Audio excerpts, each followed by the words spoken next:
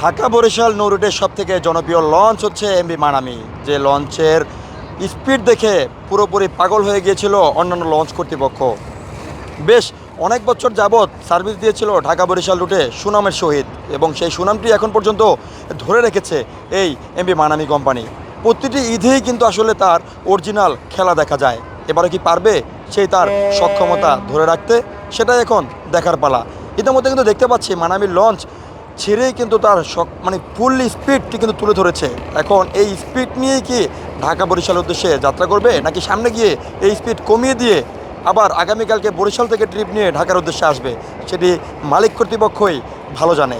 তবে আমি যতটুকু জানি, বা যার সাধারণ যাত্রী যারা আছে তারাও যতটুকু জানে, যে মানামি লঞ্চ আগামীকালকে স্পেশাল ট্রিপ ধরার জন্য কিন্তু আজকে সর্বোচ্চ চেষ্টা করবে।